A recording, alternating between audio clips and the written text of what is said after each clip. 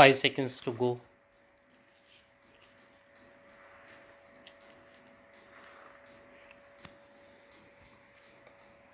Start. It is at a level where there is a segment of our population which has not been able to benefit from the benefits of that growth process, and therefore, when the President's address very enthusiastically mentions phrases of great achievements which have helped those sectors, the hard reality is that that sector is still underprivileged. There is also another segment which is an aspirational India, where the aspirations are larger and understandably so, and therefore this mandate also reflects on the government desire and the electorate desire to really perform as far as these areas are concerned. Sir, I had said in the beginning as to what role we intend to play. In any Westminster system, the conventional role of the opposition is to oppose. But in evolving and maturing democracy, this role has also evolved, and therefore, as I said, our principal object when we will be guided by national interest is how to strengthen the country.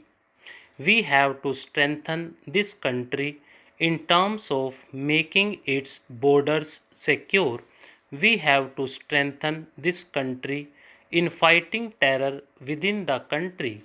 We have to strengthen this country in our endeavor to help the government so that it can vanish all forms of poverty and sufferings.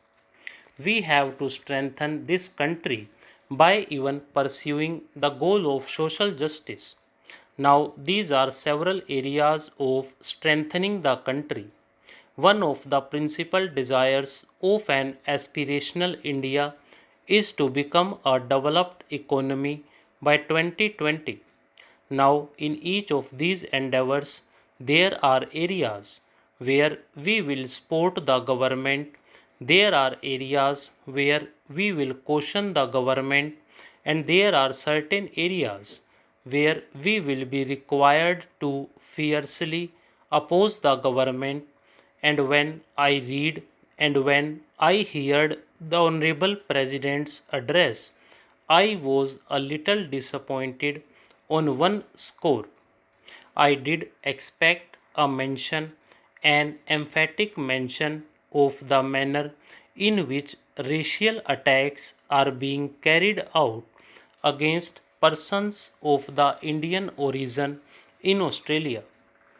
Now, this is something which is very current and contemporary, and any sensitive government which says with a sense of pride that we have millions of Indians in our diaspora living abroad and living all over the world would have been concerned with the plight of the Indian community which is being subjected to such inhuman and racial attacks.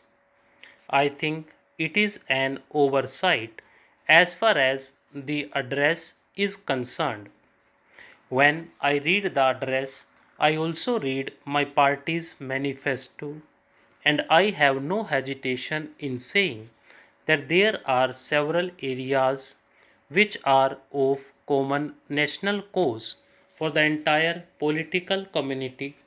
Our roads may be different, but the ultimate destination is really the same, and therefore the emphasis which the President's address has given on achieving a high growth and a low inflation, I think, is something on which we will stand solidly behind the government.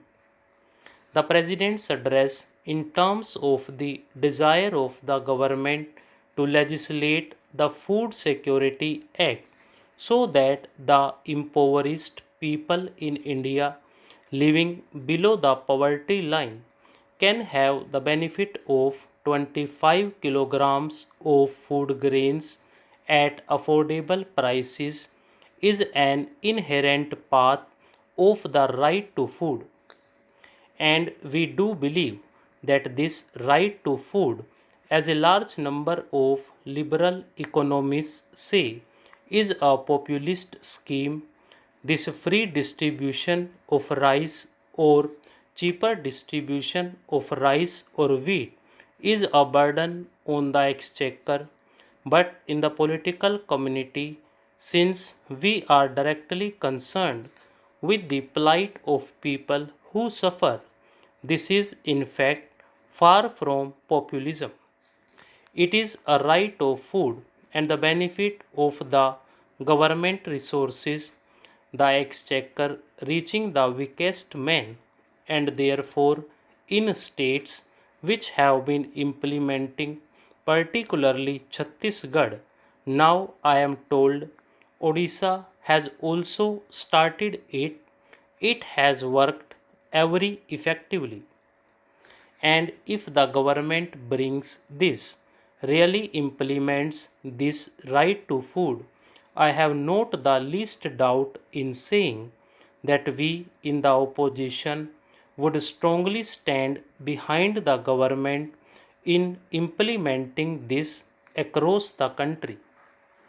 As for the determination which the government has ostensibly expressed for having a zero tolerance as far terrorism is concerned, my party had occasionally felt in the last 5 years that the government was soft on terror, and we were amongst people who were considered as those who really stand by this phrase zero tolerance on terror. Accusations were hurled at us.